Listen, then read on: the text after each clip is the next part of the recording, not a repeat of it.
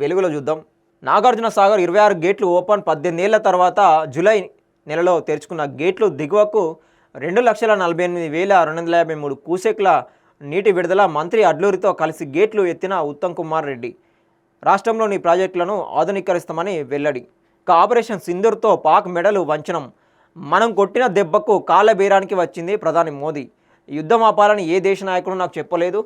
JD Vance phone చేసి పాక్ భారీ దాడి చేస్తుందన్నారు. అదే జరిగితే ప్రతిస్పందన మరింత తీవ్రంగా ఉంటుందని చెప్పా. ఆపరేషన్ సింధూర్కు ప్రపంచం అంతటా మద్దతు ఇచ్చింది. కాంగ్రెస్ మాత్రం మన వీర జవాన్లను సపోర్ట్ చేయలేదు.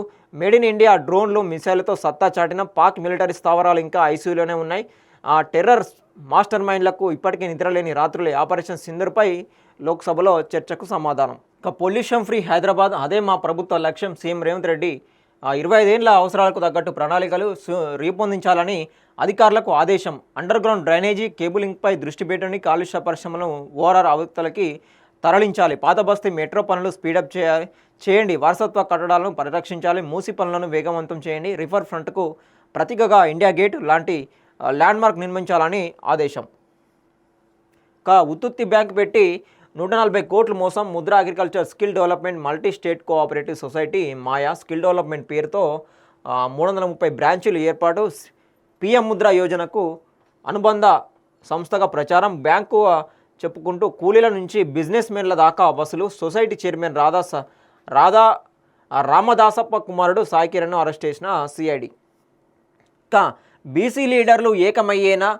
42% రిజర్వేషన్లపై పార్టీల వారీగా చీలన. బీసీ నేతలు హైకమాండ్ల మెప్పు కోసం ఎవరికి వారే యమునా తీరే. పార్టీలకు అతీతంగా ఢిల్లీకి తరలి రావాలని ఇప్పటికే బీసీ మంత్రుల పిలుపు. వెళ్తే అధిష్టానాలకు కోపం, వెళ్ళకుంటే రాజకీయంగా నష్టం. సంకట స్థితిలో బీజేపీ, బీఆర్ఎస్ బీసీ నేతలు. ఇకనైనా ఏకతాటిపైకి రావాలంటున్న బీసీ సంఘాలు.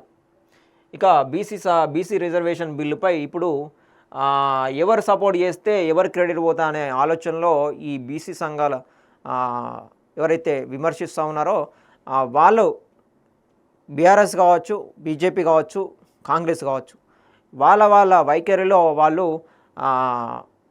స్పందిస్తూ ఉన్నారు. మరి ఇప్పుడు ఇదైతే లొల్లి ఉన్నదో, ఇప్పుడు బీసీ రిజర్వేషన్ సంబంధించిన లొల్లి ఇప్పుడు ఢిల్లీలో జరగబోతూ ఉన్నది. ఇప్పుడు ఢిల్లీలో సంబంధించి ఎవరెవరు కలిసి వస్తారో, ఎవరెవరు వాళ్ళ మద్దతు ప్రకటిస్తారని చెప్పేసి ఇప్పుడు బీసీ సంఘాలన్నీ ఇప్పటికైనా మీరు స్పందించి దీనికి పూర్తిగా సపోర్ట్ చేయాల్సిందే, దీనికి పూర్తిగా మద్దతు తెలపాల్సిందని చెప్పేసి చెప్తా ఉన్నారు బీసీ సంఘాలు.